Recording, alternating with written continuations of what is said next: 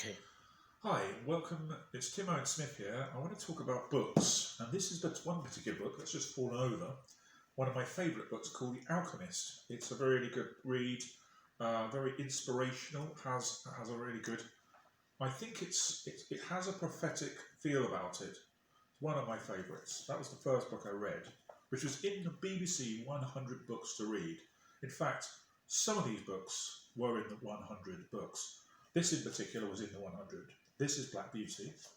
I like this in particular because it talks about horses, Black Beauty, from his perspective, the actual horses. And of course, there was a scene in the book where you've got him strapped to a carriage, and he feels stressed, and he feels imprisoned by it. He wants to roam the valleys, running free and being.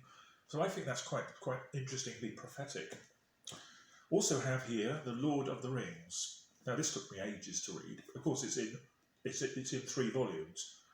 Brilliant book by Tolkien, and the author describes in the infinite detail every single tree, and it's like you're drawn into this world, drawn in, and it's absolutely stunning. It's a lovely book, very prophetic. Has really great themes about the king and about about the simple hobbit, how somebody insignificant rises to power, and how people get corrupted by gold. This book, of course, Alice in Wonderland, absolutely great. Has some really good things about what's the word? If you eat this, you get big. If you drink this, you get small. It's seeing the world from different perspectives, but also absolutely mad. This book, Watership Down, covers gone, and that's because of the fact that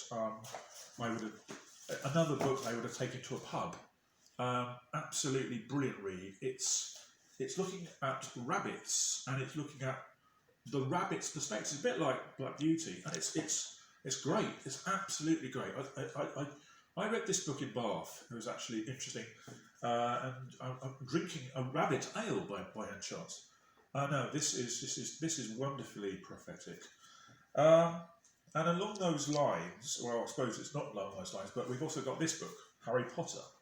Now, being a Christian, I mean, I was totally against this book initially, but when I heard on radio a certain actor read it, I just thought it was magical, and it brought some of the magic of Hogwarts into my existence. I mean, it's a family saga.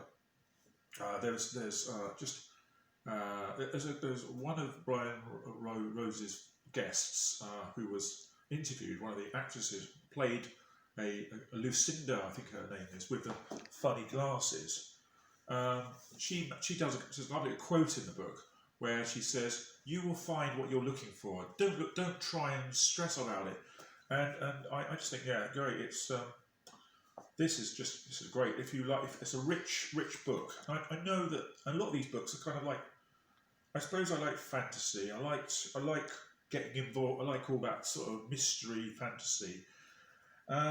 This book, this is King Arthur, and this goes into a lot more about Merlin, a lot more about the Excalibur, but also all the particular knights. Gawain, the Red Knight, the Black Knight, the Green Knight, and this is great. It's got so many great stories, and if you like the Arthurian legend, this is a must for you to read. Over here we have Hitchhiker's Guide to the Galaxy. This is actually there's got five books in that. This book, it's great. It puts a lot of things in perspective. If you like paranoid androids, if you like lots of mice, if you want to understand the meaning of life, if you understand sheep, and just all kinds of weird, wonderful things, this book is a must if you like fantasy and science fiction. And the meaning of life is 42. This book, Falling Down, is Mr. Gum. It's a British book. And I love this particular because it's totally satirical. I would say it appears to ages sort of sort of 9-year-olds up to 13-year-olds. It's basically no halves bar. There's no swearing in it, but it's just it's got it's just makes you think outside the box, and it's just a great laugh. I mean, I could read a little bit of this. Read a little bit. This is "Only love can save us now. Warmongers," said the spirit of Rainbow, gazing upon the villains with his bright, clear eyes. He didn't speak loudly, but nonetheless it seemed as if the whole world was hanging on every one of his words. "Warmongers," he said again. "Warmongers." Yeah, so that's a kind of little quote from it. So, and then this book here is the Golden Gas Trilogy. I love this book because of the central character, who is a murderer, and you see him in this in this hidden world, this hidden kitchen world, and he kind of creeps about the castle, and you don't know where he is. He's spying on who, and he's getting to know. And I love that. I love being like the fly on the wall, looking at people's lives. And then, of course, in this, there's a library that catches fire, and this whole business of what we call ritual that David Icke talks about. The idea of ritual and the fact that, you know, this world that this guy lives in, it's just completely ritualistic. They have to do this law, they have to read this book, they have to read this quote, they have to do this thing.